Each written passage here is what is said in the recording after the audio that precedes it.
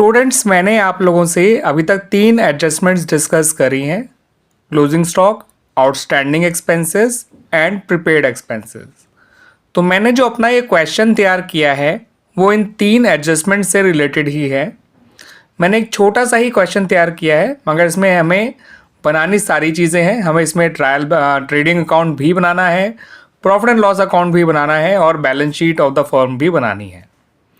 ठीक है स्टूडेंट्स, मेरा ये जो क्वेश्चन है वो कुछ इस तरह से है। आपको पर्टिकुलर्स में जो है परचेजेस दे रखी हैं 60,000, सेल्स दे रखी हैं 1,10,000, वेजेस है 11,000, ओपनिंग स्टॉक है ₹30,000, सैलरीज है 18,000, रेंट है 15,000, डेटर्स हैं 40,000, क्रेडिटर्स हैं 30,000, मशीनरी है 50,000 और कैपिटल है 84,000। टोटल है ट्रायल बैलेंस का 2,24,000। अब आपको जो एडिशनल इंफॉर्मेशन दे रखी है वो कुछ इस तरह से है कि क्लोजिंग स्टॉक जो है वो ₹25,000 है। उस सेकेंड एडजस्टमेंट कुछ ऐसे बताई हुई है आपको कि वेजेस का आउटस्टैंडिंग ₹4,000 है, सैलरी का आउटस्टैंडिंग ₹2,000 है और रेंट जो है वो प्रीपेड है ₹1,000। This is ₹1,000 students. ठीक है स्टूडेंट्स, आपको trading account, profit and loss account and the balance sheet of the firm बनाना है।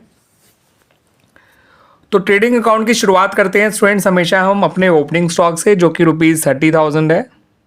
ठीक है स्टूडेंट्स, उसके अलावा परचेजेज आ जाएगा जो कि ₹60,000 है। उसके अलावा हमारा वेजेस आ जाएगा, क्योंकि डायरेक्ट एक्सपेंस के नाम पे यहाँ पे मैंने आपको वेजेस दे रखा है और वेजेस का आपको आउटस्टैंडिंग दे रखा है। तो वेजेस वैसे तो है 11,000, मगर उसका आउटस्टैंडिंग वेजेस आपको दिया हुआ है ₹4,000, वो आप उसमें ऐड कर दीजिए। तो 11,000 और 4,000 हो गया 15,000। ठीक है स्टूडेंट्स, उसके अलावा आपको क्रेडिट साइड में सेल्स लिखनी है और सेल है ₹1,10,000। ठीक है स्टूडेंट्स, अब ट्रेडिंग अकाउंट में एक और चीज़ आया करती है and that is closing stock. तो क्लोजिंग स्टॉक आपको नीचे दे रखा है 25,000। तो क्लोजिंग स्टॉक आपको यहाँ लिखना है ऑन द क्रेडिट साइड ₹25,000। और फिलहाल ट्रेडिंग अकाउंट में कुछ और नहीं आएगा, क्योंकि जो बाकी एडजस्टमेंट आपको दे रखी है सैलरी वाली वो प्रॉफिट एंड लॉस अकाउंट में आएगी। रेंट प्रीपेड जो दे रखा है वो भी प्रॉफिट एंड लॉस अकाउंट में आएगा। ठीक है स्टूडेंट्स, और क्लोजिंग स्टॉक जो एक बार और आएगा वो आएगा बैलेंस शीट में, क्योंकि ये नीचे दी हुई चीज़ें एडजस्टमेंट्स होती हैं और एडजस्टमेंट 2 जगह आती हैं। तो क्लोजिंग स्टॉक एक जगह तो आ चुका है, अब दूसरी जगह जो आएगा वो आएगा इन द बैलेंस शीट। ठीक है स्टूडेंट्स, तो आपका जो इसका डिफरेंस निकल कर आएगा ट्रेडिंग अकाउंट का जो बैलेंसिंग फिगर निकल के आएगा, वो फिलहाल मेरे पास स्पेस कम है तो यहाँ पे मैं आपको लिख रहा हूँ ग्रॉस प्रॉफिट, समझ जाइएगा स्टूडेंट्स। और टोटल फिलहाल हम लिख लेते हैं 110 और 25 हो गया 1,35,000। तो 1,35,000 में से 90,000 और 15 1,05,000 कम कर दीजिए, तो ग्रॉस प्रॉफिट आ गया ₹30,000। ठीक है स्टूडेंट्स, और 1,35,000 दोनों तरफ लिख दीजिए टोटल। तो ये हो गया हमारा ट्रेडिंग अकाउंट तैयार। ठीक है स्टूडेंट्स, अब आते हैं अपने प्रॉफिट एंड लॉस अकाउंट पे। तो प्रॉफिट एंड लॉस अकाउंट में की जो शुरुआत करेंगे वो आएगी ग्रॉस प्रॉफिट से। बाय ग्रॉस प्रॉफिट लिख दीजिएगा ₹30,000। उसके अलावा हमारे ट्रायल बैलेंस में जो चीज़ें हैं related to profit and loss account, वो फिलहाल मैंने 2 ही चीज़ें डाली हैं, एक सैलरीज और एक रेंट। सैलरीज जो दिया हुआ है आपको वो 18,000 दिया हुआ है और उसका आउटस्टैंडिंग आपको ऐड कर देना है सैलरीज का, जो कि है ₹2,000। तो 18,000 और 2,000 हो गया ₹20,000। ठीक है स्टूडेंट्स, उसके अलावा आपको रेंट दे रखा है जो कि दिया हुआ है ₹15,000 और उससे रिलेटेड आपको एडजस्टमेंट दे रखी है प्रीपेड रेंट की। तो रेंट लिखिए आप 15,000 और उसमें से प्रीपेड रेंट को माइनस कर दीजिए 1,000 और 14,000 बाहर लिख दीजिए। ठीक है स्टूडेंट्स, मैंने इतनी ही चीज़ें दी हैं आपको related to profit and loss account.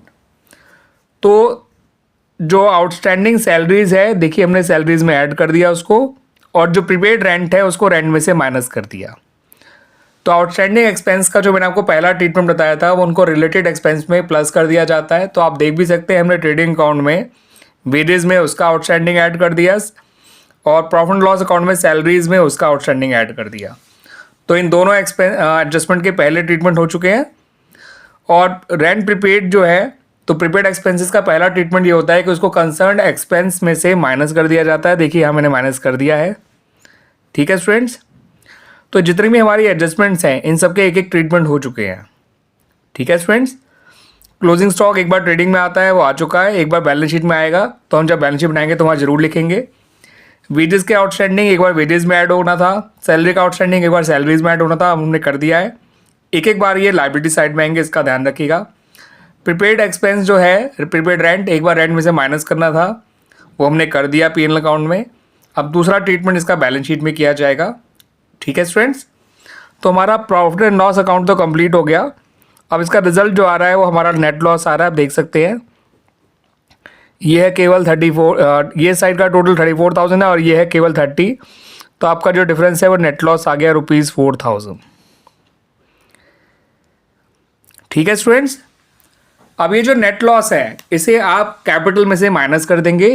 Capital का अमाउंट यहाँ देख लीजिए, बैलेंस शीट की लायबिलिटी साइड में आपका कैपिटल आएगी और क्रेडिटर आएगा। जो हमने फिलहाल इन्फॉर्मेशन दे रखी है उसमें इतनी ही चीज़ें हैं रिलेटेड टू बैलेंस शीट और लायबिलिटी साइड। तो कैपिटल लिखिए 84,000, माइनस कर दीजिए उसमें से नेट लॉस जो कि है 4,000, बचा 80,000। क्रेडिटर्स को एज इट इज लिख दीजिए, उससे रिलेटेड कोई एडजस्टमेंट नहीं दिए मैंने आपको फिलहाल, 30,000। ठीक है, मशीनरी को एज इट इज लिख दीजिए, उससे रिलेटेड मैंने कोई एडजस्टमेंट नहीं दिया आपको भी, 50,000। डेटर्स को एज इट इज लिख दीजिए 40,000, उससे रिलेटेड कोई एडजस्टमेंट नहीं दी गई है। ठीक है स्टूडेंट्स, अब हमारा अगला काम क्या है वो समझिए। हमारी जो एडजस्टमेंट थी वो एक एक बार आ चुकी हैं, उनको दूसरी बार आना है। तो क्लोजिंग स्टॉक जो है एक बार ट्रेडिंग में आ चुका है, एक बार उसे एसेट साइड में लिखना मत भूलिएगा। आउटस्टैंडिंग वेजेस और आउटस्टैंडिंग सैलरीज जो है उन दोनों को अब लायबिलिटी साइड में लिखना मत भूलिएगा। वेजेस का आउटस्टैंडिंग 4,000 है, सैलरीज का आउटस्टैंडिंग 2,000 है। और उसके बाद प्रीपेड रेंट जो है उसको एसेट साइड में लिखना मत भूलिएगा। स्टूडेंट, जितनी भी एडजस्टमेंट्स होती हैं सब दो जगह जाती हैं, आप देख सकते हैं। क्लोजिंग स्टॉक एक बार आपका ट्रेडिंग में गया क्रेडिट साइड, एक बार आपका एसेट में आ गया। वेजेस आउटस्टैंडिंग एक बार वेजेस में ऐड हो गया और एक बार लायबिलिटी साइड में आ गया। सैलरी का आउटस्टैंडिंग एक बार सैलरीज में ऐड हो गया और एक बार लायबिलिटी साइड में आ गया।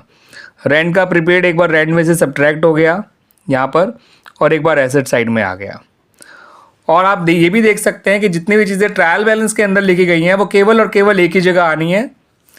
परचेज और सेल एक ही जगह आए, वेजेस अपने आप में एक ही जगह आया, ओपनिंग स्टॉक एक ही जगह आया, सैलरीज एक जगह आया, आउटस्टैंडिंग सैलरी जरूर 2 बार आया लेकिन जो सैलरीज अंदर दे रखी है वो एक ही जगह आई है। रेंट एक ही जगह आया है, डेटर और क्रेडिटर एक ही जगह आया है, मशीनरी एक ही जगह आया है, कैपिटल एक ही जगह आया है। ठीक है, वो जगह इनकी ट्रेडिंग पीएनएल या बैलेंस शीट हो सकती है लेकिन आएंगे वो एक ही बार, वो रिपीट नहीं होंगे। लेकिन जो एडजस्टमेंट्स हैं वो दो जगह आएंगी ही आएंगी। आइए अब देख लेते हैं कि हमारी बैलेंस शीट मैच कर रही है या नहीं कर रही है। अब क्योंकि हमने सारी एडजस्टमेंट्स को सही ढंग से ट्रीट किया है और ट्रायल बैलेंस की चीज़ों को उनकी सही जगह प्लेस किया है तो हमारा आंसर मैच करना ही चाहिए। अगर हमने सब कुछ ठीक किया है तो 80 और 30 होता है 110, 110 और 4 होता है 114 और 2 होता है 116। तो लायबिलिटी साइड का टोटल तो आ रहा है 1,16,000। ठीक है स्टूडेंट्स, एसेट साइड देख लेते हैं। 50 और 40 90 होता है, 90 और 25 होता है 115 और 1000 जोड़ेंगे तो 116 आ जाएगा। तो स्टूडेंट्स आप देख सकते हैं कि हमने किस तरह से इतनी आसानी से इस क्वेश्चन को सॉल्व कर लिया। अपने 3 एडजस्टमेंट्स को ढंग से समझ भी लिया है। आई थिंक, मैं उम्मीद करता हूँ, आई होप सो कि आपको मेरी ये तीनों एडजस्टमेंट अच्छी तरह से समझ में आ गई होंगी। ये बिल्कुल सिंपल फॉर्म में थी एडजस्टमेंट्स। ठीक है स्टूडेंट्स, आउटस्टैंडिंग एक्सपेंस को रिलेटेड एक्सपेंस में प्लस करा जाता है, बाद में liability side of the balance sheet show किया जाता है। प्रीपेड एक्सपेंस को रिलेटेड एक्सपेंस में से माइनस किया जाता है और बाद में बैलेंस शीट की एसेट साइड में शो किया जाता है। क्लोजिंग स्टॉक एक बार ट्रेडिंग अकाउंट में आया करता है और एक बार बैलेंस शीट में आया करता है। ठीक है स्टूडेंट्स, उसके अलावा जो मैंने यहाँ चीज़ें दी थी, परचेजेस और सेल्स, ये दोनों ट्रेडिंग अकाउंट में आया करते हैं। वेजेस ट्रेडिंग अकाउंट में आया करता है, ओपनिंग स्टॉक ट्रेडिंग अकाउंट में आया करता है, salaries profit and loss account में आता है, rent profit and loss account में आता है, डेटर एक एसेट है, क्रेडिटर एक लायबिलिटी है, मशीनरी एक एसेट है, कैपिटल एक आपका लायबिलिटी साइड में ही आया करता है। ठीक है स्टूडेंट्स, और इस तरह से देखिए मैंने आपको ये क्वेश्चन समझा दिया और मुझे उम्मीद है कि आपको अच्छी तरह से समझ में आ भी गया होगा स्टूडेंट्स।